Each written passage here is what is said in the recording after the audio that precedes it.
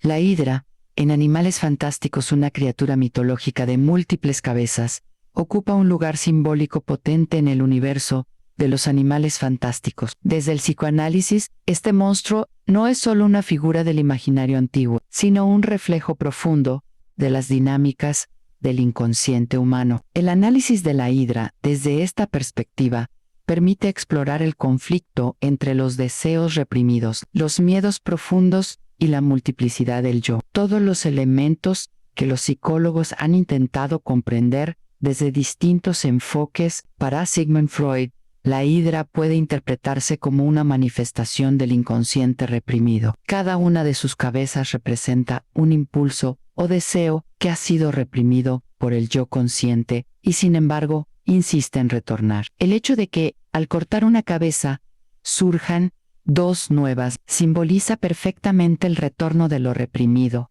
a los esfuerzos por suprimir un conflicto o deseo inconsciente.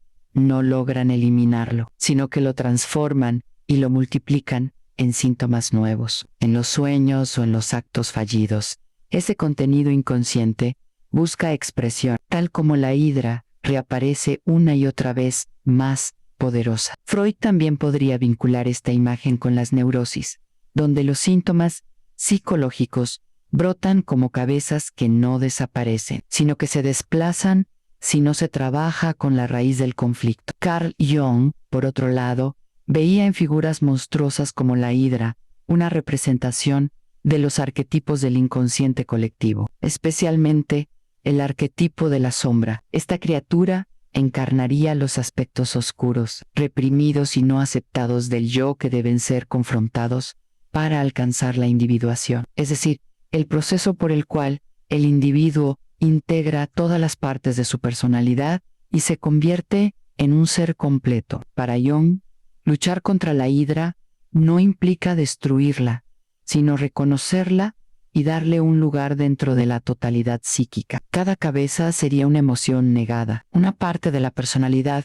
que el individuo no ha querido ver, pero que sigue teniendo vida propia desde lo inconsciente. Enfrentar a la hidra se convierte así en una metáfora del viaje interior del héroe que, al reconocerse en el monstruo, puede transformarse. Jacques Lacan, reinterpretando a Freud desde una perspectiva estructuralista, podría ver en la hidra una representación de la naturaleza fragmentada del sujeto y la imposibilidad de totalizar el deseo. En su teoría, el sujeto está dividido por el lenguaje y por su entrada en el orden simbólico, lo que produce una falta estructural que nunca puede colmarse. La hidra encarnaría el deseo insaciable, siempre renovado, donde cada intento de cortar una cabeza, de satisfacer o reprimir un deseo, solo da lugar a nuevos desplazamientos del deseo mismo. Para Lacan, el monstruo simboliza la relación del sujeto con el otro y la imposibilidad de encontrar una completud en el yo. La hidra no es solo amenaza,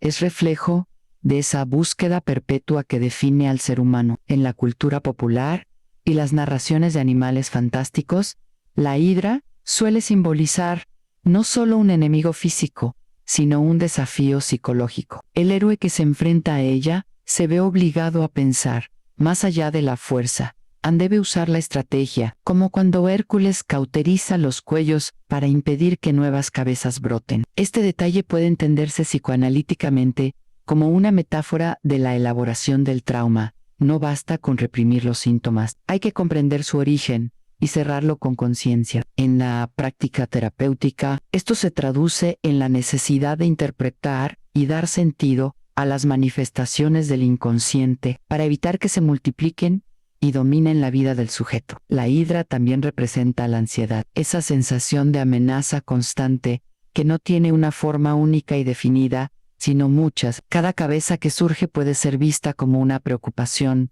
un miedo o una angustia que parece tener vida propia. La hidra no es simplemente un monstruo exterior, es una figura simbólica que nos conecta con las profundidades de nuestra psique, con las múltiples dimensiones del deseo, del dolor, del miedo y de la transformación. Nos recuerda que aquello que evitamos enfrentar puede crecer y complicarse, pero también que tenemos la capacidad de transformar nuestros monstruos internos si los miramos con conciencia y sin temor. Al comprender y aceptar esos monstruos internos, como la hidra, dejamos de combatirlos a ciegas y comenzamos a integrarlos como parte de nuestra historia. Lo que no se nombra, domina, pero lo que se reconoce, transforma. En lugar de ser esclavos de nuestros miedos y deseos reprimidos, podemos mirarlos con compasión y asumir el poder de elegir cómo vivir con ellos. Así, el verdadero acto heroico no es destruir al monstruo, sino escucharlo y aprender de él.